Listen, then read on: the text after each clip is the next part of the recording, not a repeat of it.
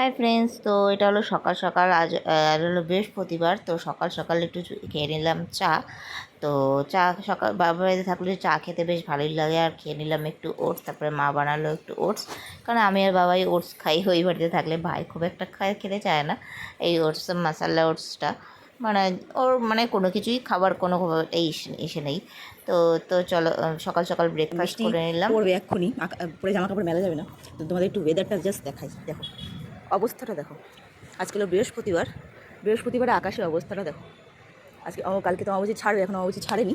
তো অমাবস্যার জোরে বৃষ্টি কী লেভেলের শুরু সেরেছে, মানে নামবে ওটা জোরেই, জোর কদমেই। তোমরা দেখো কী অবস্থা, কী অবস্থায় মেঘ হয়েছে, পুরো কালো মিচমিচ করছে। রোদ ছিল সকালবেলা থেকে, কিন্তু এখন আর রোদ নেই। আর পুরো আকাশ একদম রোদে রোদ একদম চলে গেছে, পুরো আকাশ একদম মেঘে ছেয়ে গেছে। আমি সেদিনকে জামা দেখো কী লেভেলের কালো হয়েছে আকাশটা। এটা হলো না পশ্চিম আকাশে কী লেভেলের কালো হয়েছে দেখো। হালকা আর বাজ পড়ছে। মা ওদিক পাখি, কী পাখি চলে এসছে, কী লেভেলের বাজ পড়ছে বাবারি। ওই বাবা দুমদাম বাজ পড়তে শুরু করবে। দেখো অবস্থাটা দেখো, জানা বৃষ্টি হবে তার থেকে পুরো আকাশপত্র সেরে রয়েছে। এখানে এতটা বৃষ্টি মেঘ নেই, তো এই আকাশে পুরো মেঘে ছাই গেছে। বাহ চলো যাই, এখানে বেশিক্ষণ থাকা যাবে না, শুরু হয়ে যাবে দুমদাম পড়া। চলো যাই পাই। কী জোরে বৃষ্টি পড়ছে, একদম অমাবস্যার জয়ে হেভি জোরে জোরে বৃষ্টি পড়ছে, আর প্রচণ্ড লেভেলের বাজ পড়ছে। বাজের খেলায় মানুষ কষ্টাগত। জানা বৃষ্টি হচ্ছে তার থেকে বেশি বাজ পড়ছে অত্যন্ত পরিমাণে। বাজটা খুব খারাপ, মানে কেঁপে কেঁপে উঠছে। আমাদের গত সপ্তাহে ষষ্ঠীর আগের দিনকে বাজ পড়ে ফ্যানটা খারাপ হয়ে গেছে। ফ্যানটা চলছিল, ফ্যানটা খারাপ হয়ে গেছিলো গত বৃহস্পতিবার। এরকম বাজ ষষ্ঠীর আগের দিনকে, ষষ্ঠী দুদিন আগে বৃহস্পতিবার দিনকে এখন রাত্রি সন্ধ্যাবেলা বাজ পড়ে ফ্যানটা খারাপ হয়ে গেছিলো। আর এখন দেখো আবার এই সপ্তাহে আবার বৃষ্টি শুরু হয়েছে। সপ্তাহ ঘুরতে না ঘুরতেই আবার বৃষ্টি শুরু হয়ে গেছে।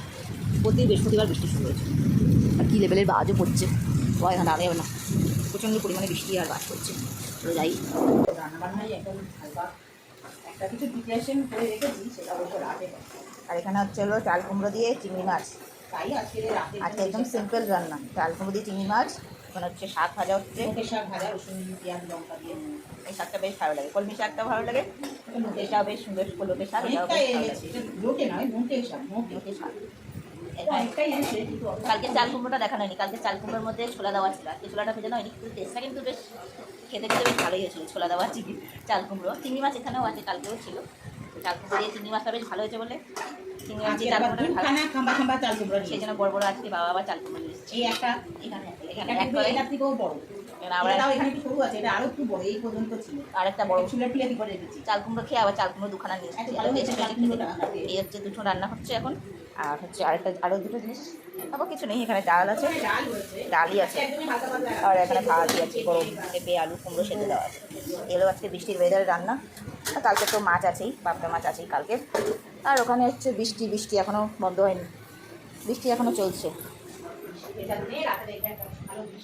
বৃষ্টি এখনও বন্ধ হয়েছে, অল্প বৃষ্টির কী অবস্থা।